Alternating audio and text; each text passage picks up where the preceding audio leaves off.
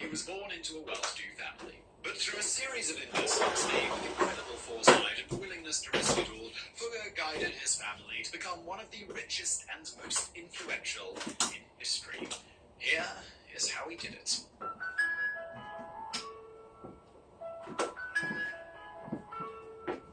Since we're going to be talking about Jakob Fugger in the context of his wealth, it's worth investigating just how rich he really was. Perspective is key after all, so let's compare his fortune to that of people who might be a little bit more familiar. Take Bill Gates. His highest net worth is a seriously impressive $144 billion, although he gives so much money away through his foundation that that's not really an accurate picture. Go back in time about 200 years, and then we have John Jacob Astor. He has the honor of being America's first multi-millionaire, but he controlled much of the fur trade in the early 19th century, and when he died, he was worth what would be around $168 billion in today's money. Henry Ford tips the scales at around $200 billion in today's money, which puts him right alongside names like Cornelius Vanderbilt and Muammar Gaddafi.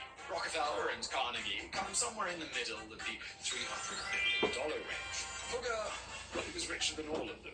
There's a few different ways you can look at wealth, and given the fast-changing modern economy plus factoring in inflation, a simple numerical comparison doesn't really carry that much weight. It's estimated that in today's US currency, Fugger would have a net worth of somewhere around $400 billion, but there's a lot more to it than that. Consider Fugger in a grander context. If you took Europe's entire economic output at the time, he owned 2.2% of that. If that doesn't sound like much, remember, we're talking about representing more than 2% of an entire continent's economic output. For reference, examine John D. Rockefeller's value when he died in 1937, and he only owned 1.5% of America's gross domestic product. That's just one country. But before you get bogged down by dollar signs, don't forget, we aren't just talking about the value of money. Fugger wielded a great deal of power and influence, and that can be the most valuable currency of all.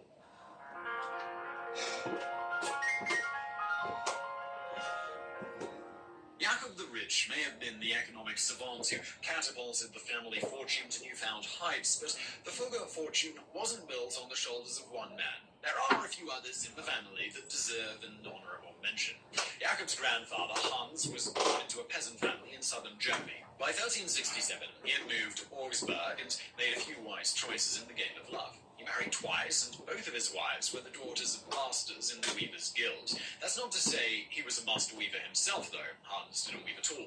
What he did do was act as the middleman, providing raw materials for those who performed the manual labour. Later, he would buy finished textiles and sell them for a massive profit. From there, he moved up in the guild himself, earning a spot on the committee, and eventually serving on the Great Council of Augsburg. Hans died in 1408, but he didn't pass the business on to his sons. Instead, his wife Elizabeth took over the reins and spent the next 28 years using her own business savvy to continue growing the family's wealth. Hans had two sons of note, Andreas and Jakob I, and eventually they made their own fortunes and contributed to families. They were goldsmiths, and they worked together until disagreements led to a split in 1454.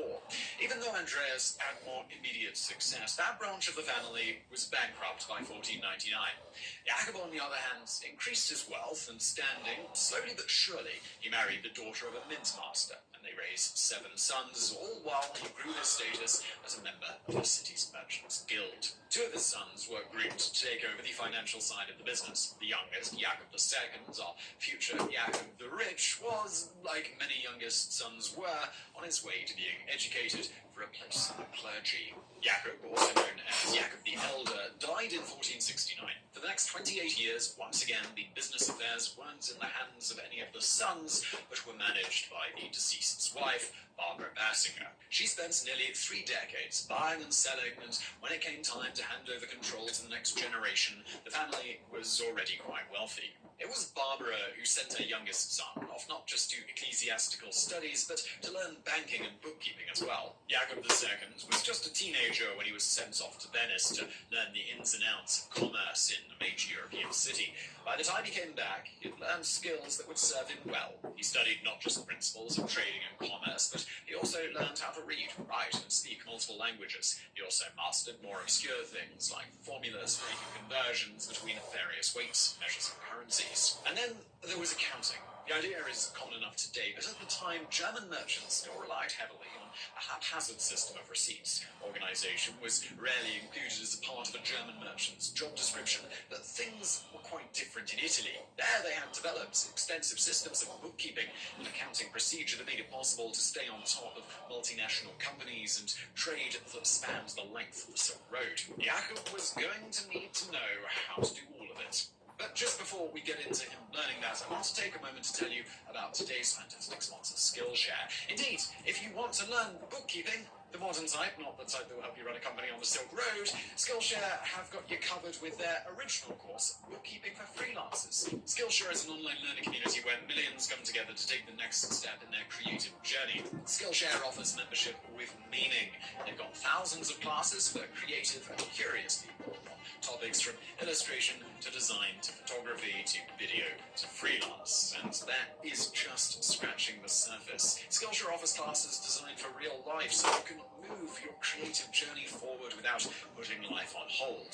No one likes being put on hold. Unlike some websites where you have to pay for individual courses, there's none of that with Skillshare. You just get a premium membership, and then you can get unlimited access, so you can take as many courses as you want.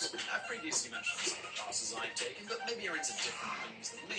They've got classes on interior design by Emily Henderson, something I don't know anything about, but I imagine my wife would like. They've got courses on Instagram photography, that's the thing now, and also how to make digital posters. So look, you can get 2 months of premium membership for free. Just click below and explore your creativity. After that, it's just $10 a month for an annual subscription. Let's get back to it.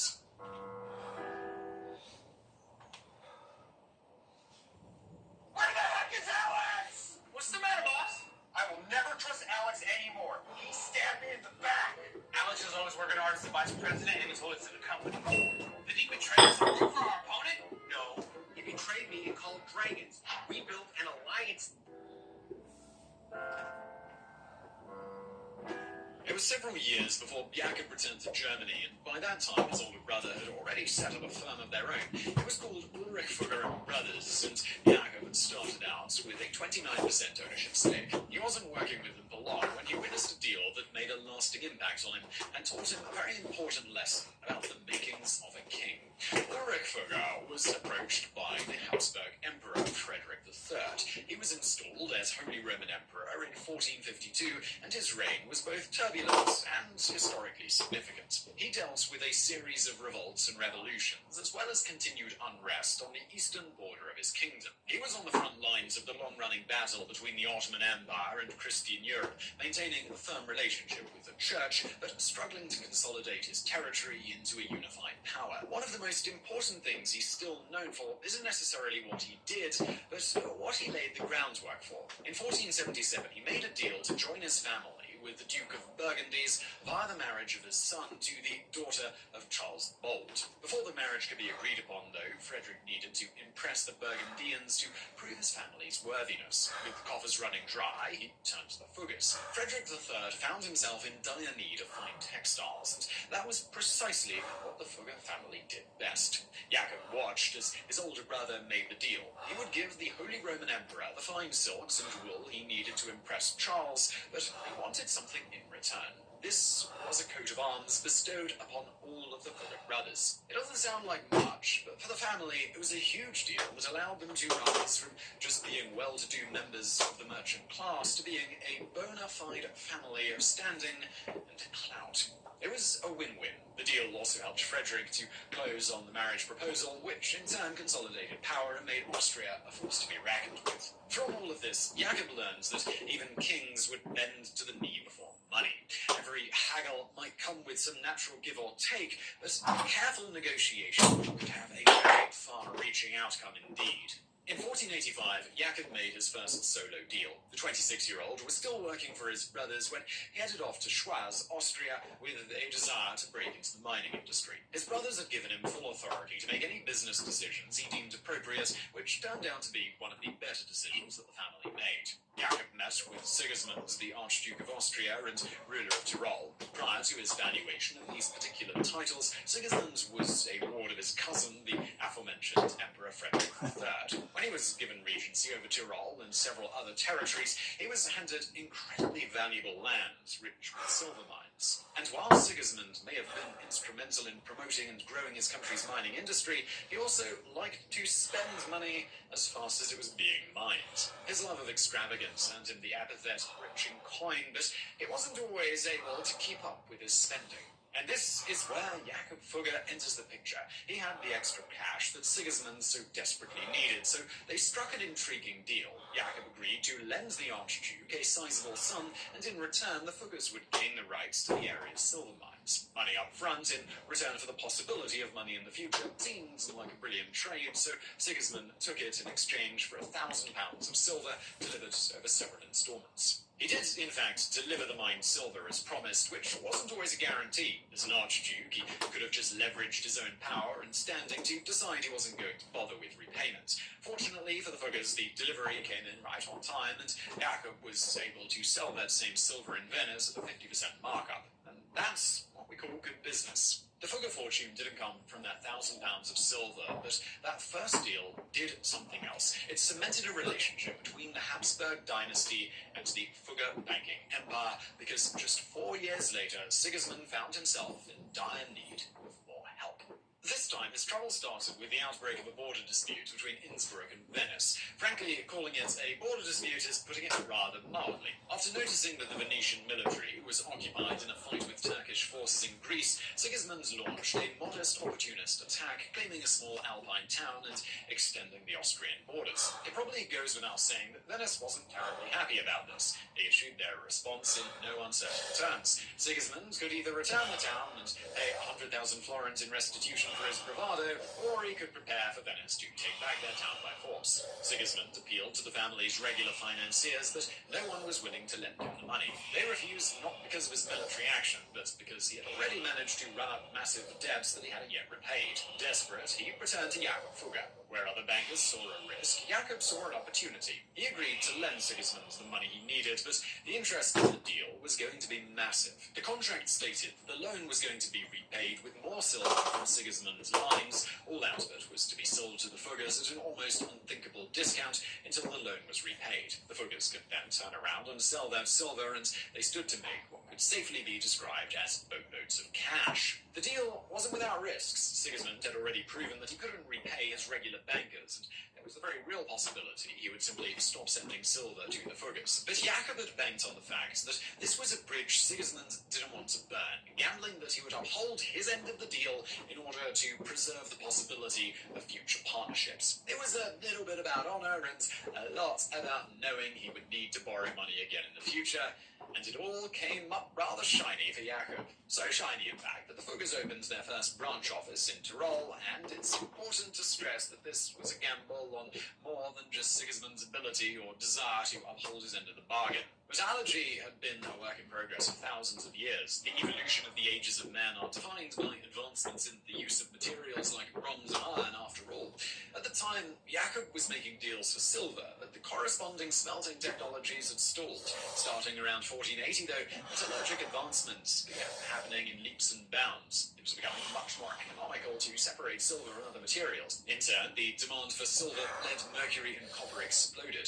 Portugal in particular was buying huge amounts of copper for their ships and their weapons, and the Fuggers were well positioned to capitalise on the war. In 1494, Jakob formed the family's first public company, a mining consortium. His goal was a copper monopoly. To get there, he started investing heavily in copper mining, buying everything from mines to smelting plants across present-day Slovakia. It's impossible to tell just how massive this portion of their industry was, as they were incredibly secretive when it came to the technology they used and the numbers they saw floating across their accounts. We do know that it wasn't long before they had built up a massive trading empire that stretched from England to India and Africa. It was an industry that sustains the family wealth well into the 16th century.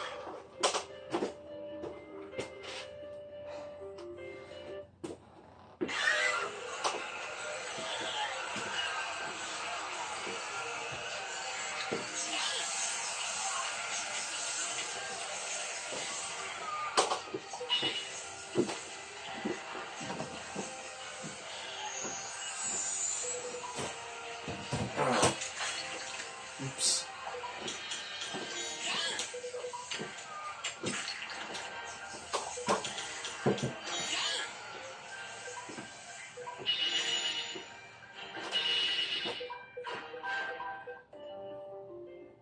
In 1491, Jacob made another wise decision. He organized a loan to Maximilian I, the son of Frederick III. When Maximilian became a ruler in his own right after his father's death in 1493, that cemented Jacob's continued standing as a banker to the powerful and not-so-rich men of the 15th and 16th centuries.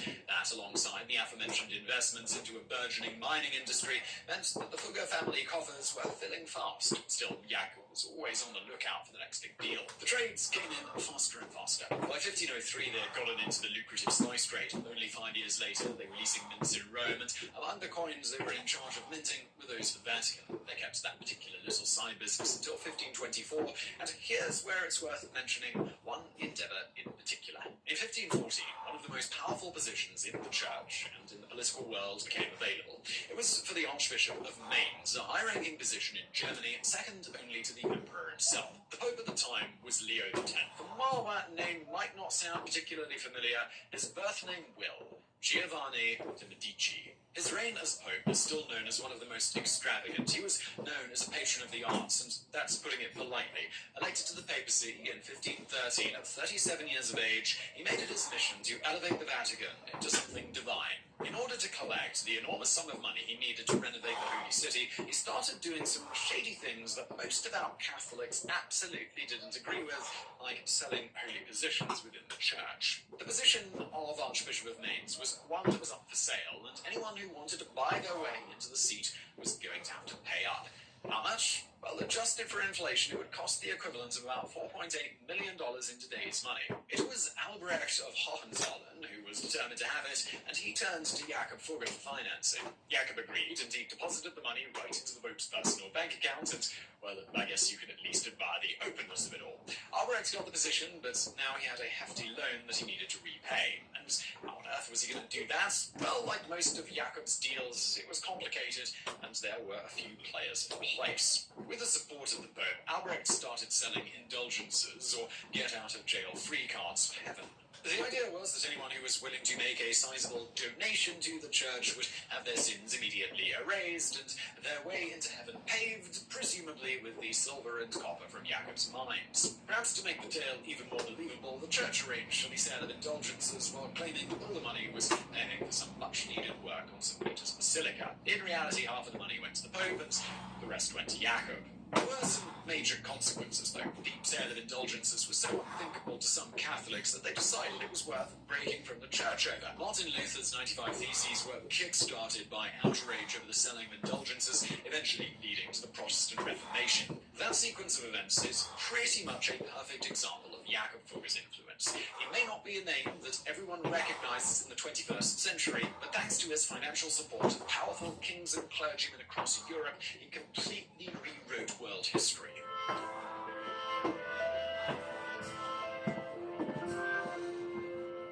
Jacob Fugger's wheelings and dealings aren't too many to list, so perhaps a better way to talk about the lasting impact he had on the world isn't to talk about how much money he made, but rather how he spent it. Let's take the Fugger Eye. In 1517, Jacob oversaw the groundbreaking of what would be a global first. After years spent amassing a fortune larger than a single person could spend in a lifetime, Jacob wanted to give back to the community. To that end, he built a housing complex called the Fugger Eye. It's located in Augsburg, Germany, and it's entirely accurate to describe it as a city within a city. Opened in 1520, it was designed to provide housing to low-income tenants. It included 147 apartments, 67 houses, and a church. Those who live there had to apply and meet specific criteria. They had to prove their devotion to the Roman Catholic faith, have no outstanding debt, be struggling to make ends meet, and have lived in Bavaria for 2 years. And what were the bonuses? Well, rent was just 88 cents a year and 3 prayers a day. That's impressive, but what's more impressive is that 500 years later, the Fugger Eye still welcomes tenants who are in need,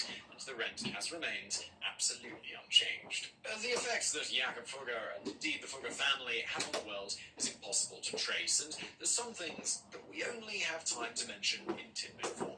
After Maximilian's death in 1519, Jacob's support of Spain's Charles I led to the Habsburg ruler becoming the Holy Roman Emperor, Charles V. Jacob also loaned a large sum of money to Ferdinand Magellan, who took that money and set off on his famous expedition to circumnavigate the globe. He even set up a news service in which he would send letters from around the world updating him on the economic and political political situation in all his areas of interest. Essentially, it was a newspaper before newspapers were even a thing.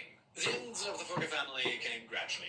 In 1512, Jakob brought 4 of his nephews on board. He had no children of his own, and he needed someone to pass the business on to. It wasn't until 1525 that Jakob the Rich willed everything to his nephew Anton, with the stipulation that a brother and cousin would be kept on to advise him. Jakob died that same year, while unrest swept across Hungary. Still, the business continued to grow, and the firm reached its peak in 1546. They continued to establish charitable organizations like a foundation for the treatment of smallpox, but the very thing that had allowed Jakob to become one of the richest men in the world was the same thing that led to the family's downfall. They were so closely tied to the Habsburgs and the fortunes of Hungary that as trade worsened, so did the family's financial opportunities. By 1550, 2 years after their withdrawal from the Hungarian trade market, Anton Fugger told his sons to focus on their education and find their own fortunes in the courts of Europe. The Spanish branch was bankrupt by 1557, and after Anton's death in 1560, other branches that had become unprofitable were sold.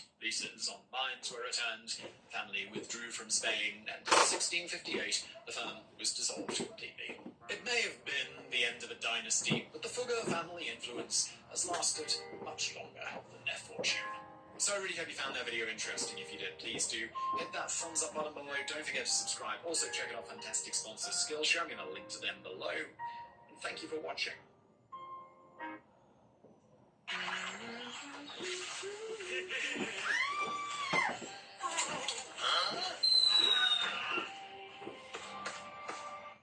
This video is brought to you by Squarespace. Whether it's a New Year's resolution or a lifelong passion, start your journey to website glory with Squarespace. Check out their wonderful all-in-one platform through the link in the description below. More on them in a bit.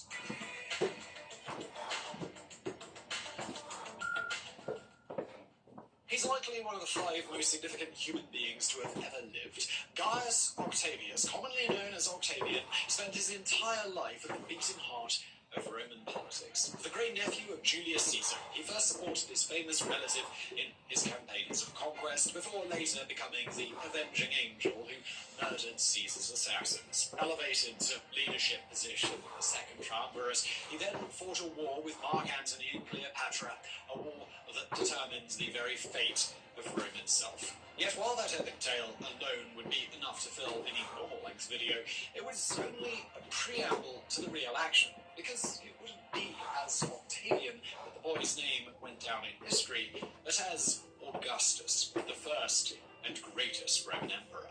Although he never used the term emperor himself, it was under Augustus's watch that everything we associate with the Roman Empire came about. It was he who dismantled the Republic, who transformed a sclerotic bureaucracy into a long-lived superpower, and who became head of a family that would produce some of the most infamous rulers in all of history. In today's very special double-length episode, Biographics is delving deep into the life of Octavian, the boy who birthed the Roman Empire.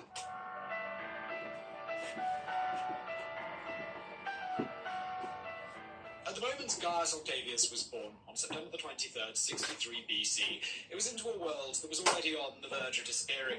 These were the last years that you could convince yourself life was normal in the Roman Republic. The last years before the First Triumvirate, before Caesar's wars, before the bloody transition into the Roman Empire. Still, no one witnessing the boy's birth could possibly guess that he would be the one to benefit from all this chaos. That's not to say Octavian came from humble circumstances. The boy's father, also called Gaius Octavius, was a member of the landed gentry at Velatrae, who had the fortune to marry Julius Caesar's niece. Although Julius Caesar wasn't yet the historical Colossus we know today, he was certainly on his way. Colossus or not, though, Octavian never saw much of great-uncle Julius in his childhood. And just to get this out of the way, yes, it is customary to call him Octavius prior to 44 BC, but since we're already doing one name change to Augustus, we're just going to call him Octavian until then to avoid confusion. When Octavian was only 4, his father died, leaving him to be educated by his grandmother, Julia Minor. Julia Minor was Caesar's sister, theoretically bringing Octavia closer to one of Rome's most powerful men.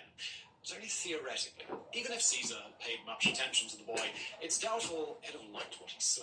Octavian was a weak, sickly child who was overly attached to his son.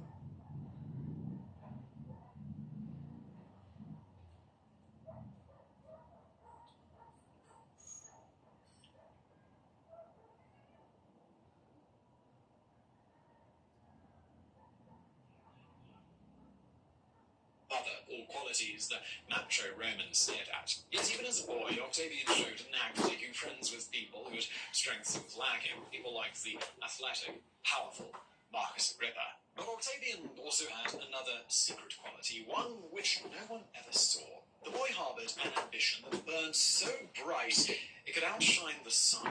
As Octavian grew up, he slowly began to gain some recognition.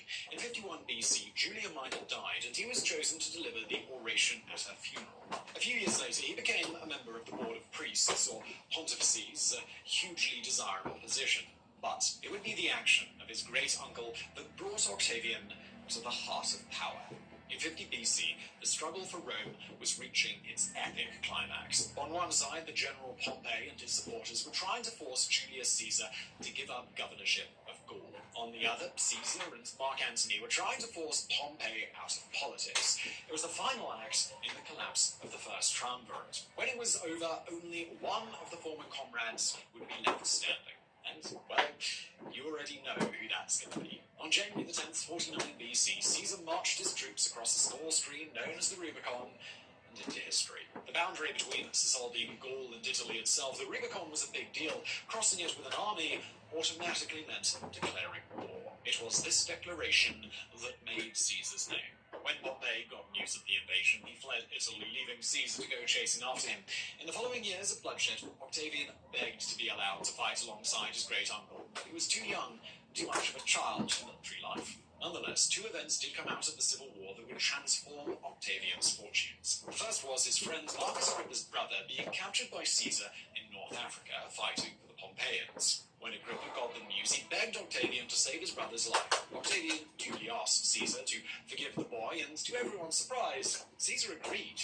From that point on, Agrippa would be a die-hard Octavian loyalist. The second was more indirect. While fighting, Caesar left his number two, Mark Antony, in charge of Rome itself. Unfortunately, Antony was such a lazy frat boy that he almost caused a revolution. When Caesar returned in 46 BC, he was so pissed that he sent Antony into exile. And just like that, Julius Caesar was suddenly in need of a potential successor. It was this need, more than anything, that would set Octavian on the road to infamy.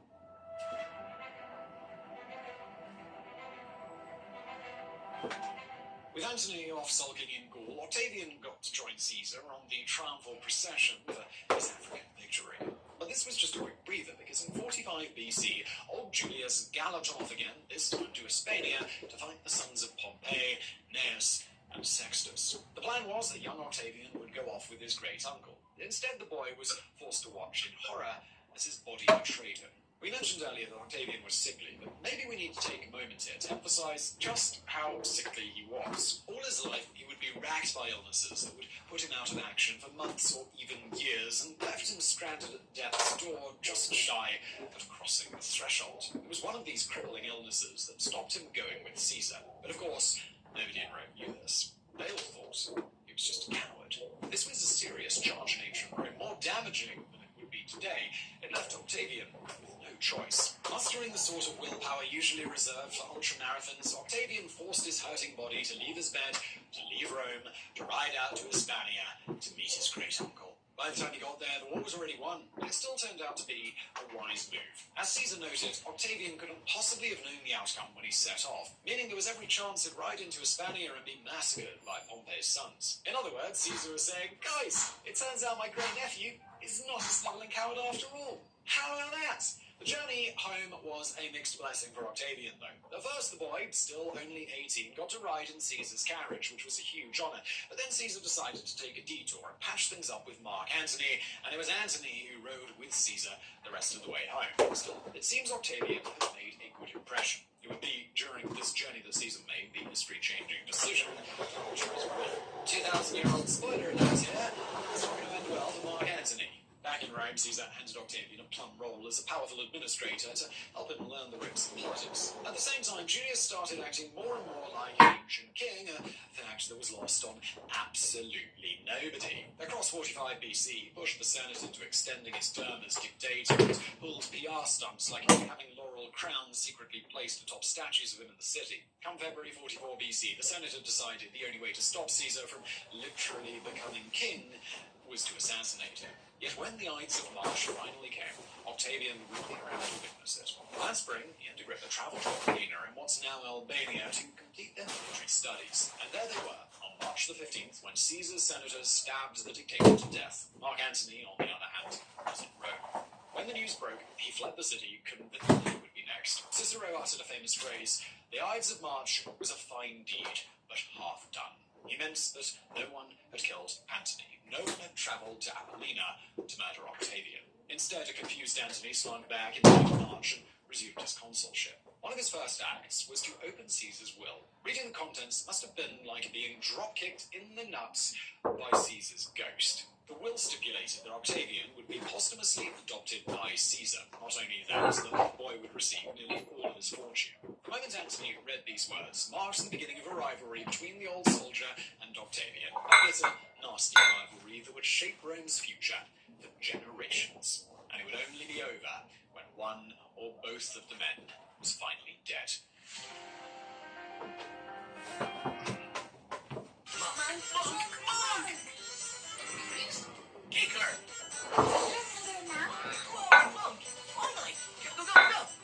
Stoned by the new cut. Oh, that's all right. It's down there. It's clear. Or out. First right. Once, now get the piece. This is what it might. It's epic. It really be. Probably 400% broken down out. They can have a complete one shot in the most damning ways. This is the visualization of one-shotting athletes. Each join or out. As long as you pass.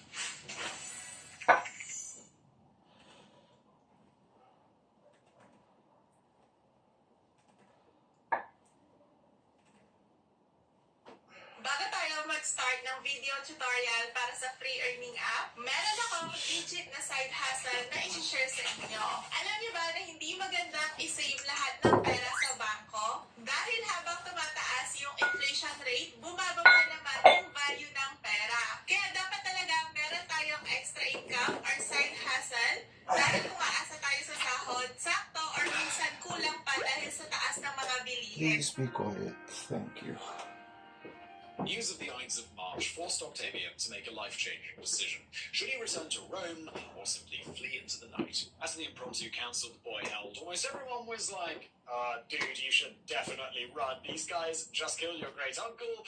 Yeah, probably gonna be next, dude. But there was one exception. Marcus Agrippa, by now a powerful soldier, declared this was ancient bull poop of the highest order. He urged Octavian to return to Rome to be a man, to claim his inheritance. It would be far from the only time Agrippa's advice saved Octavian's butt. That spring, the boy returned to the Eternal City to find events moving rapidly. Mark Antony had successfully whipped up the mob against the conspirators, forcing assassins like Cassius and Brutus to flee Rome. Less successfully, he also tried to make out like Caesar had actually left his fortune to the Roman people and definitely not posthumously adopted any heirs. So when Octavian realized the truth, he also realized that Antony was gunning for him. And this was bad news for Antony, because one of the cardinal rules of ancient Rome is don't f*** with Octavian, especially not when you're already a walking PR disaster zone.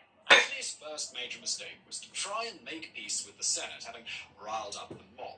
This allowed Octavian to tell the mob, look guys, he is betraying you, and force Antony into a corner. The second was to act so unstable that guys like Cicero became convinced Antony was a danger to the Republic and began promoting Octavian as an alternative. The third, and probably biggest mistake Antony made, was to go and invade Cisalpine Gaul. The reasons why are slightly complex, involving Antony's consulship ending and the Senate wanting to pack him back off to Macedonia, but basically it was designed to be a show of force. For the Senate, this was just too much. Antony was declared an enemy of the state. In early 43 BC, the Senate authorized Octavian to take 2 legions into Cisalpine Gaul and defeat the renegade general. But since Octavian was still young and untested, they didn't put him in charge of the campaign. Instead, the boy would have to serve under 2 consuls who would help keep him in line. There's good reason for not mentioning either of their names. No sooner had Octavian got to Cisalpine Gaul than he killed them both and seized control of the anti-Antony forces. So, this The spear rise, the final showdown between the two massed armies of Antony and Octavian, the epic battle for Rome's future. Well, not quite. As the two men faced off across the jagged mountainous terrain, they both seemed to have realized something important. They could fight now, wipe one another out, and leave the victor to limp home to a smug and treacherous senate, or they could join forces and become unstoppable. In October of 43 BC, after a whole lot of negotiating, Octavian, Antony, and another Caesar loyalist named Marcus Aemilius Lepidus met on a small island in a river. There, they spent 2 days hammering out a framework for their three-way alliance, an alliance that would dominate Rome for the next 30 years. Its name, the Second Triumvirate.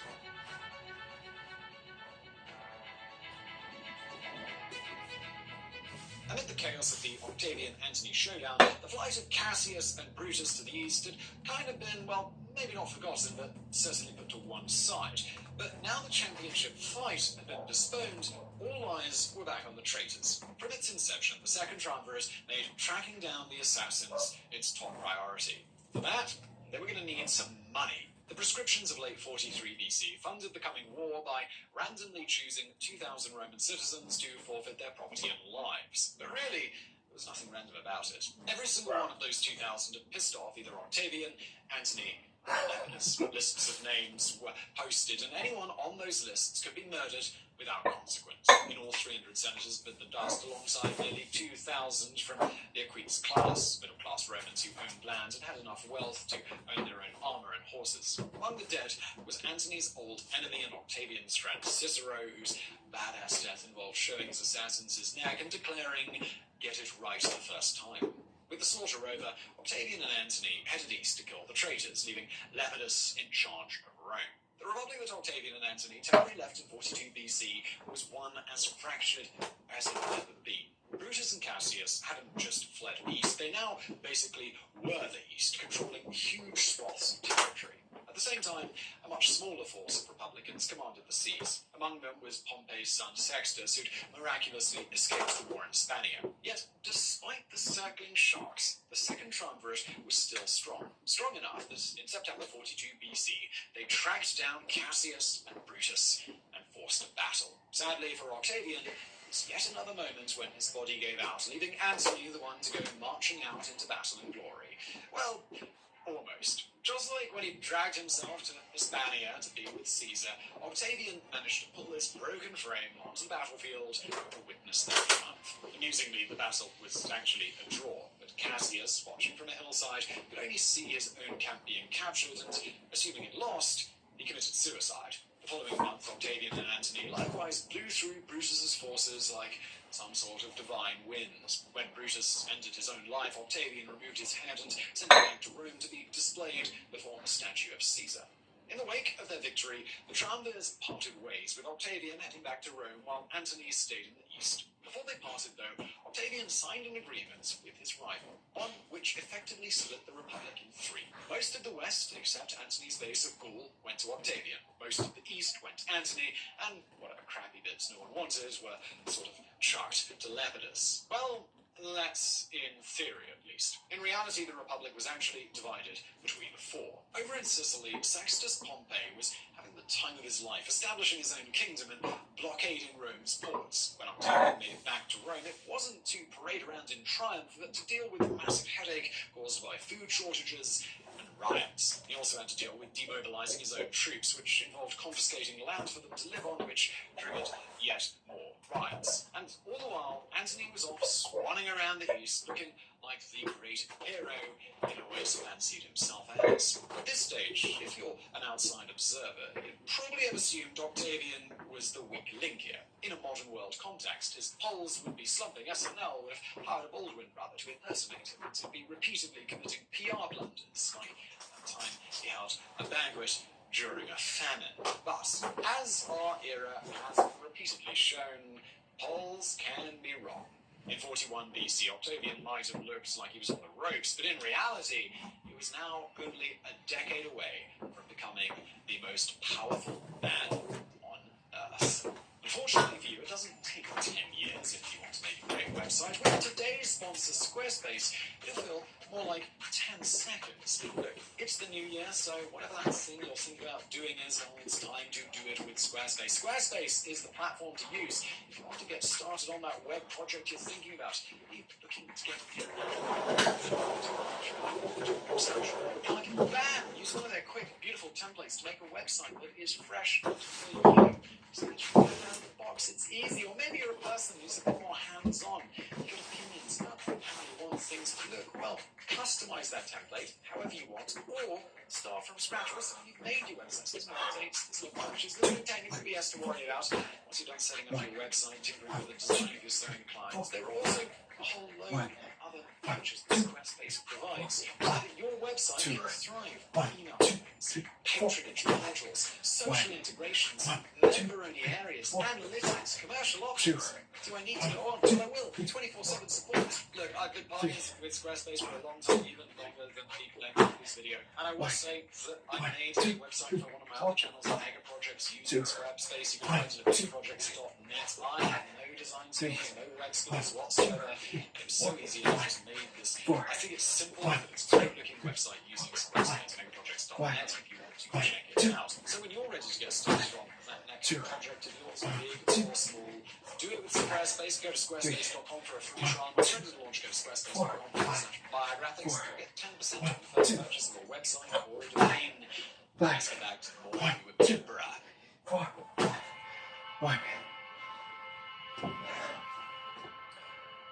Although the second triumvirate would officially last until 33 BC, it spent nearly its entire life on the edge of violent collapse. It nearly fell apart in 41 BC. As Octavian was reeling from the blockade and riots, some of Antony's relatives tried to overthrow the young triumvirate. But as we've already noted, the cardinal rule of surviving Rome is do not fuck with Octavian.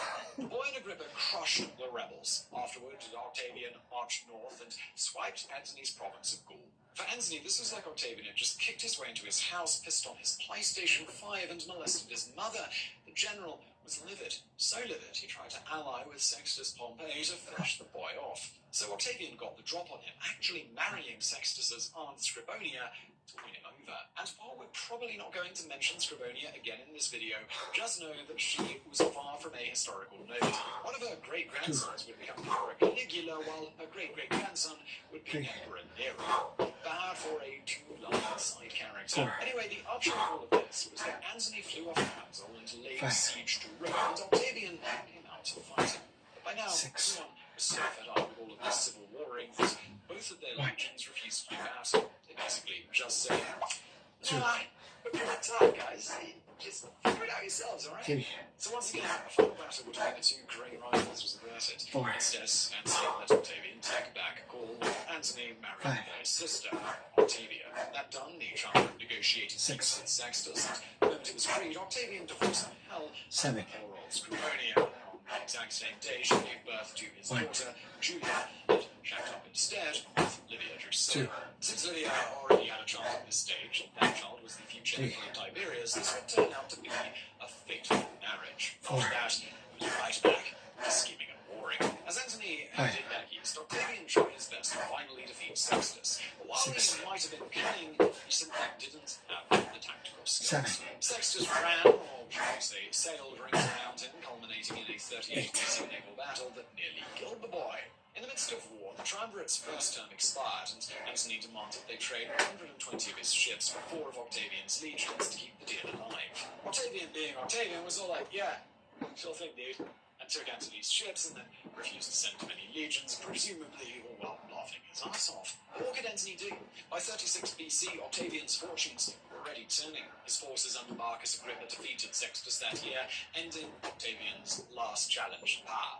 When fellow triumvirate Lepidus tried to claim Sextus's old territory, Octavian removed him from his post and shunted him off to the important, powerless role of Pontifex Maximus. Lepidus wisely took the job without complaint. That left only Mark Antony standing between Octavian and his ambitions. Luckily, it was around this exact same time the wheels started to fall off the Antony train. While Octavian was finding his feet in Rome, Antony had been busy getting his butt kicked invading Parthia and then parading around Alexandria like a new pharaoh in waiting. At this point, Ptolemaic Egypt was still independent, even if Cleopatra relied on the graces of the Romans to survive.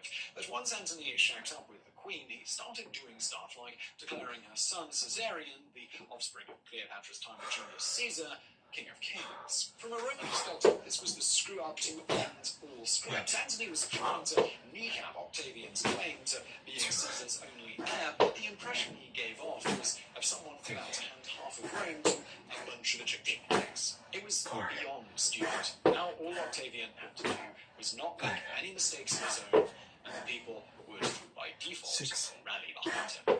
And that's exactly what happened. 7, 8, How many soldiers did I have? 1 million, sir. 9, How many do we have?